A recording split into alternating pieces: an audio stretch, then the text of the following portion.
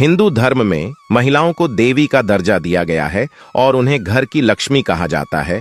ऐसा माना जाता है कि जिस घर की महिलाएं खुश रहती हैं, वहां हमेशा मां लक्ष्मी का वास होता है। बेटियों को भी लक्ष्मी माना जाता है। ऐसा माना जाता है कि बेटियां घर में धन और समृद्धि लाती हैं। साथ ही ऐसा भी माना जाता है कि बेटी के घर में पैदा होने से घर में सकारात्मक ऊर्जा आती है। शादी के बाद घर में आने वाली बहू को भी घर की लक्ष्मी का दर्जा दिया जाता है। माता लक्ष्मी कहती है, घर की यह 5 चीजें कभी दूसरों को नहीं देनी चाहिए। आज हम आपको मां लक्ष्मी की एक प्राचीन कथा सुनाने जा रहे हैं। इस कथा के माध्यम से आपको पता चल जाएगा कि एक स्त्री को अपने घर की कौन सी चीजें दूसरों को नहीं देनी चाहिए। जो भी स्त्री यह चीजें दूसरों को दे देती है, मां लक्ष्मी उसके घर को छोड़कर चली जाती है। इसीलिए दोस्तों, आप इस कथा को पूरा जरूर सुनें, क्योंकि आधा अधूरा ज्ञान घातक होता है।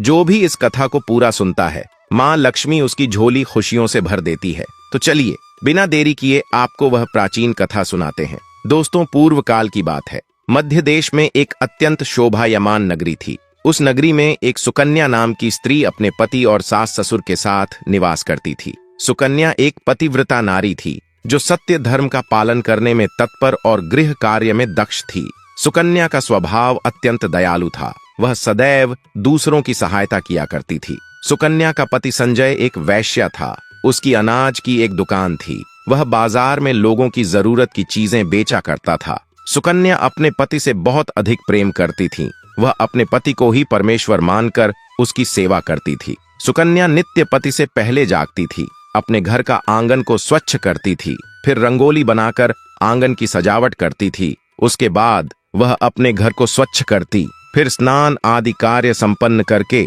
वह तुलसी को जल देती थी और देवी देवताओं का पूजन करती थी। इस प्रकार से वह रोज अपने नित्य कर्म करती थी। सुकन्या ने कभी किसी का अनादर नहीं किया। वह सभी के साथ मधुर वाणी में बातें करती थी। सभी लोग सुकन्या को देखकर कहने लगे थे कि यह तो साक्षात लक्ष्मी के समान गुणों वाली स्त्री है। यह अपने परिवार का कितने अच्छे से ख्याल रखती है। इसके अलावा सुकन्या दान धर्म करते समय कभी अपने हाथ पीछे नहीं खींचती थी। उसके द्वार पर जो भी याचक आता वह उसे दान दिए बगैर नहीं भेजती थी। उसके द्वारा से कोई खाली हाथ नहीं जाता था। जो भी भूखा उसके द्वार पर आता तो वह भरपेट भोजन करके ही लौटता था, जिससे उसके द्वार पर आए हुए सभी याचक अत्यंत प्रसन्न होकर उसे आशीर्वाद देकर लौट जाते थे। इतना ही नहीं, सुकन्या अपने पड़ोसियों की भी सहायता करती थी। उसके पड़ोस में जो भी गरीब और दुखी लोग रहते थे, उन्हें भी वह नित्य भोजन दिया करती थी। पड़ोसियों को जो जो चीजें लगती, सुकन्या बिना विचार किया ही दे दिया करती थी, जिस कारण से सुकन्या के पड़ोसी भी उसका बहुत अधिक सम्मान करते थे। वह कहते थे, आहो, यह सुकन्या तो साक्षात देवी है। देवी साक्षात मां अन्नपूर्णा ने ही सुकन्या के रूप में जन्म लिया है। लोग जब भी सुकन्या की प्रशंसा करते तो वह सभी उसके विषय में अच्छी बातें ही कहते। लेकिन लोगों की बातें सुनकर भी सुकन्या ने कभी घमंड नहीं किया। वह उन सभी को आदर और सम्मान से ही बातें किया करती थी। फिर एक दिन की बात है, सुकन्या की एक पड़ोसन उसके घर पर आती है। सुकन्या उसका स्वागत करती है और बड़े प्रेम से उसे कहती है, हे बहन, हमारे घर में तुम्हारा स्वागत है।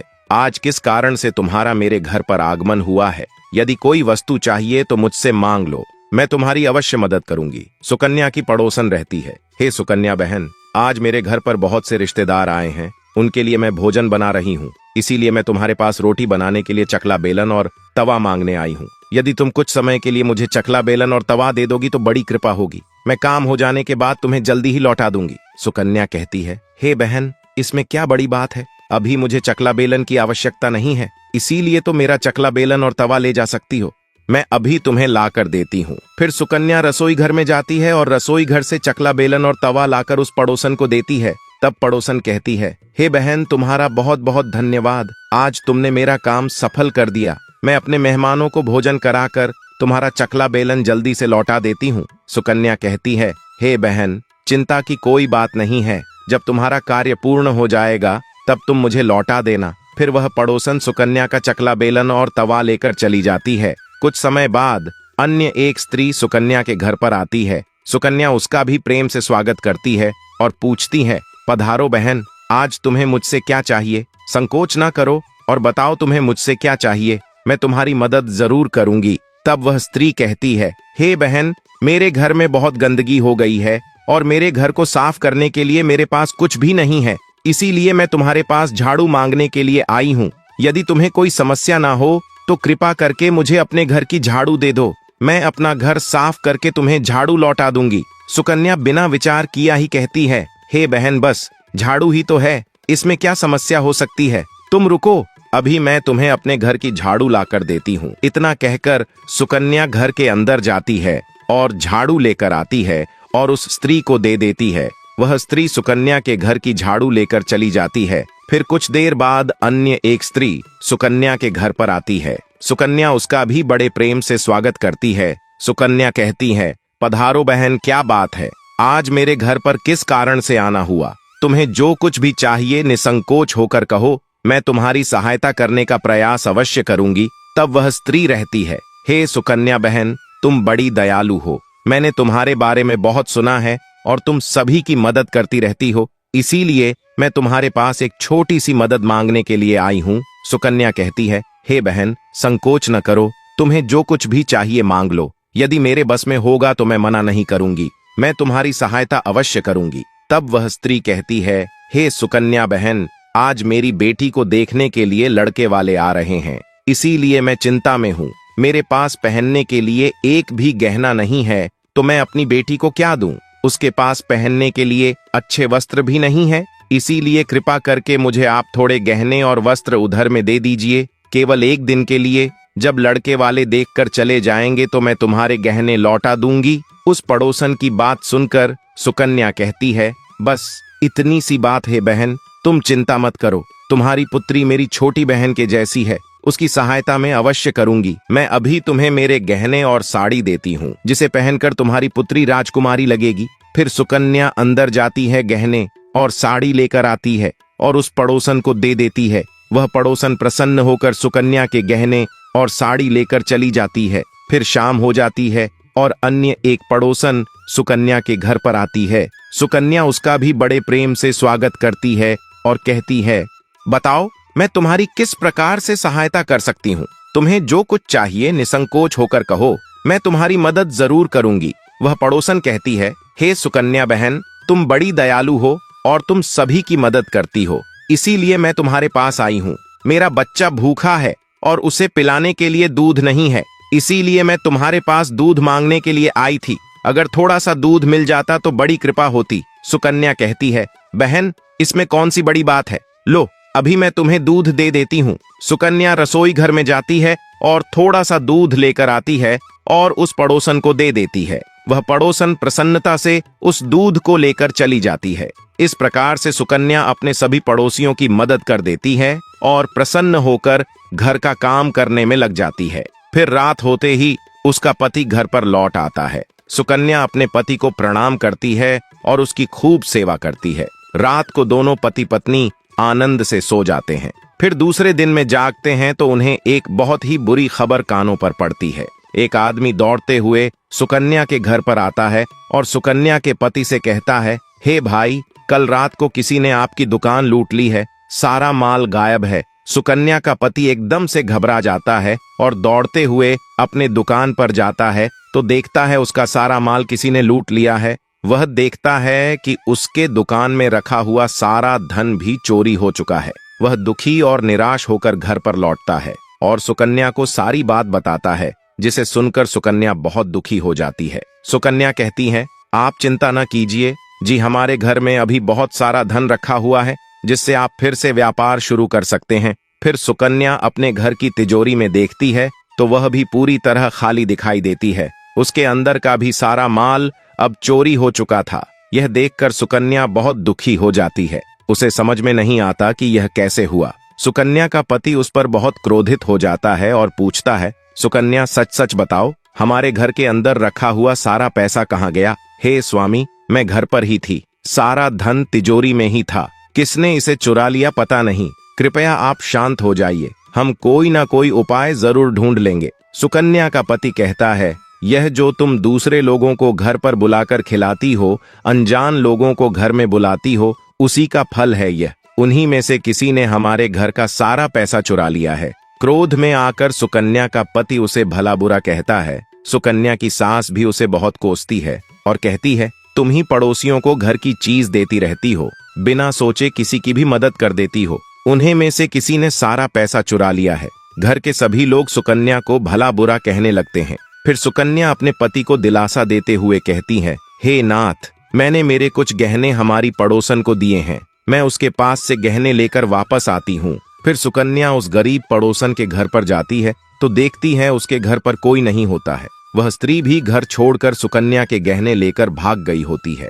सुकन्या निराश होकर घर पर लौटी है और अपने पति को सारी बात बता देती है। सुकन्या की बात सुनकर उसका पति आग बबूला हो जाता है और सुकन्या को भला बुरा कहने लगता है। सुकन्या का पति कहता है, हे सुकन्या, तुम बड़ी मूर्ख हो, तुम्हारे ही कारण हमारा सारा धन वैभव चला गया है। तुम्हारे दान देने की आदत के कारण ही हमारे ऊपर यह मुसीबत आन पड़ी है। अब तू इस घर में नहीं रह सकती, तू अभी इसी क्षण इस घर को छोड़कर चली जा। सुकन्या कहती है, हे नाथ, आपके सिवा मेरा इस दुनिया में कोई नहीं है, मैं आपको छोड़कर कहाँ जाऊंगी। सुकन्या का पति कहता है, तू कहीं पर भी जा, लेकिन अब इस घर में तू नहीं रह सकती। तेरे ही कारण मेरा सब कुछ बर्बाद हो गया है। तू इस घर में रहेगी तो बचा कुचा सब नष्ट हो जाएगा। सुकन्या अपने पति को हाथ जोड़कर विनती करने लगती है, हे स्वामी, ऐसा ना कहिए, मैं कोई अपराध नहीं किया है, आपके बगैर मैं जीवित नहीं रह सकती, मुझ में दासी को आप घर से मत निकालिए। लेकिन सुकन्या का पति उसकी एक नहीं सुनता है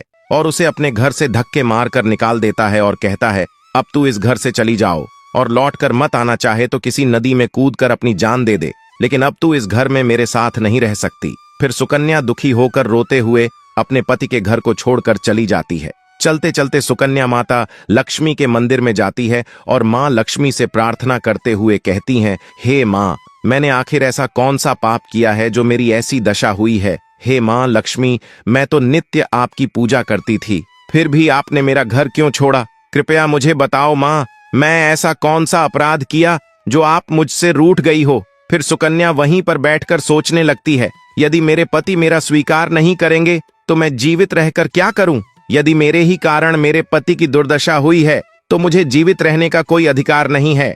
इतना सोचकर सुकन्या अपने प्राण देने के लिए नदी की तरफ जाने लगती है। नदी के पास जाकर सुकन्या माता लक्ष्मी से प्रार्थना करती है, हे माँ लक्ष्मी, अब मैं अपने प्राण देने जा रही हूँ। यदि मेरे द्वारा तुम्हारी पूजा में कोई कमी रह गई हो तो मुझे माफ करो। मैं अपने पति के बगैर जीवित नहीं रह सकती, इसीलिए अब मैं इस नदी में कूदकर अपने प्राण दे दूंगी। इतना कहकर सुकन्या नदी में कूदने ही वाली होती है कि साक्षात माँ लक्ष्मी उस स्थान पर प्रकट हो जाती है। माँ लक्ष्मी सुकन्या से कहती है, रुक जाओ सुकन्या, रुक जाओ पुत्री, तुम यह क्या कर रही हो? सुकन्या आंखें खोलकर देखती है कि साक्षात माँ लक्ष्मी उसके सामने खड़ी है। माँ लक्ष्मी के दर्शन करके सुकन्या बहुत प्रसन्न हो जाती है और माँ को बारंबार नमस्कार करते हुए कहती है, हे माँ लक्ष्मी, मुझे क्षमा करो, मैं बहुत बड़ा पाप करने जा रही थी। देवी लक्ष्मी कहती है, हे सुकन्या, मनुष्य को स्वयं अपने प्राण नहीं लेने चाहिए, यह महापाप है। ईश्वर ने जो शरीर प्रदान किया है उसे ऐसे नष्ट नहीं करना चाहिए। सुकन्या कहती है, हे माँ, मैं विवश हूँ, मेरे पति ने मेरा त्याग किया है और स्त्री को अपने पति को छोड़कर नहीं रहना चाहिए। मैं अपने पति को छोड़कर जीवित नहीं रह सकती, इसी कारण से अपने प्राण देने जा रही हो। देवी लक्ष्मी कहती हैं, हे सुकन्या, मैं सब कुछ जानती हूँ और यह भी जानती हूँ कि तुम्हारे पति ने तुम्हारा त्याग क्यों किया है। ये सब तुम्हारी ही भूल के कारण हुआ है। तुमने अनजाने में कुछ ऐसा चीजों का दान किया था जिस कारण से मुझे तुम्हारा घर छोड़कर जाना पड़ा।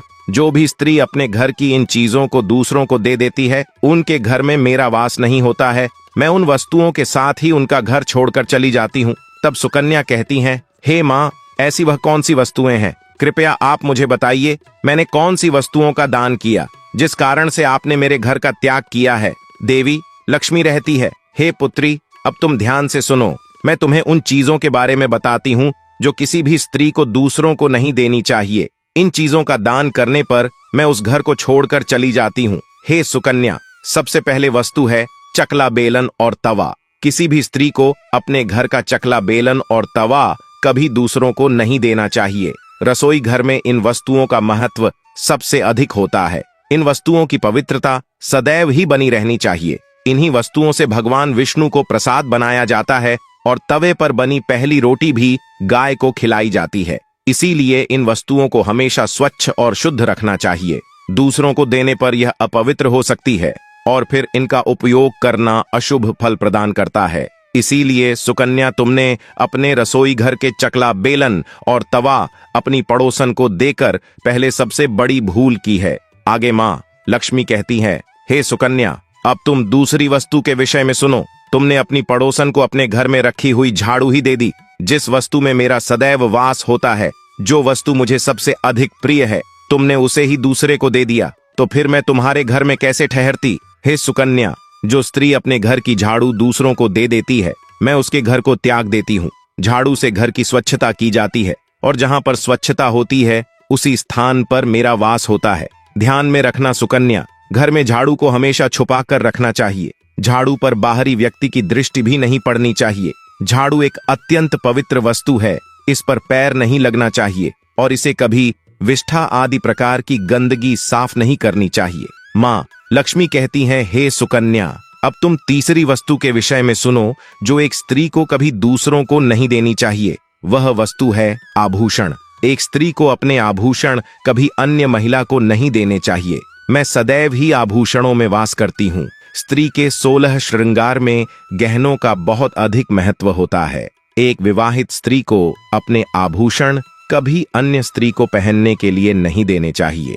जो स्त्री अपने आभूषण अन्य स्त्रियों को देती है, उसके जीवन में दुर्भाग्य आता है। हे सुकन्या, अब मैं तुम्हें चौथी वास्तु के विषय में बताती हूँ। किसी भी मनुष्य को शाम हो जाने के बाद कभी सफेद रंग की वस्तुओं का दान नहीं करना चाहिए, किंतु तुमने शाम के समय दूध का दान किया था। शाम को दूध का दान करने से जीवन में दुर्भाग्य आता है। शाम को सफेद रंग की चीज दान करने से मनुष्य के जीवन में अशुभ काल आता है। माँ लक्ष्मी कहती है, हे सुकन्या, अब मैंने तुम्हें उन सभी वस्तुओं के बारे में बता दिया है जिनका कभी दान नहीं करना चाहिए। यह वस्तुएं कभी दूसरों को उधार में अथवा उपयोग के लिए नहीं देनी चाहिए। सुकन्या कहती है, हे माँ लक्ष्मी, मुझसे बड़ी भूल हो गई। मैं इन बातों से अनजान थी। कृपया मुझे क्षमा करो और अब मुझे प्रायश्चित करने का उपाय बताओ। देवी लक्ष्मी कहती है, हे सुकन्या, तुमने प्रायश्चित पहले ही कर लिया है, इसीलिए अब तुम अपने घर पर लौट जाओ। मैं तुम्हें तुम्हारा संपूर्ण वैभव और धन संपत्ति लौटा देती हो।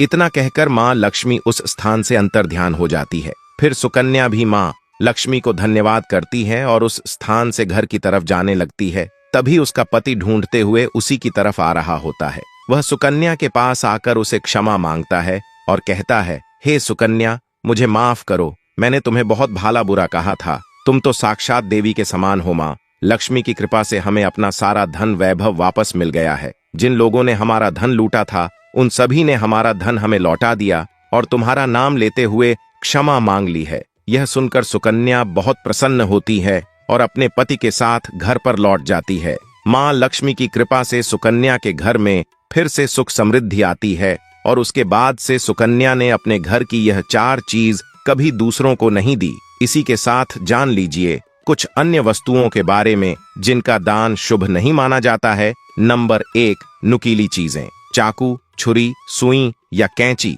जैसी नुकीली चीजों का दान करना घर पर कलह क्लेश का कारण बनता है। इससे परिवार वालों के बीच झगड़ा होता है और इसका असर भाग्य पर भी पड़ता है। इसलिए इन चीजों का दान भी करने से बचें। नंबर 2, तेल। तेल का दान करने से शनिदेव प्रसन्न होते हैं, लेकिन इस्तेमाल किया हुआ, बचा हुआ या खराब हो चुके तेल का कभी दान न करें। ऐसे तेल का दान करने से आपको शनिदेव के बुरे प्रभावों का सामना करना पड़ सकता है।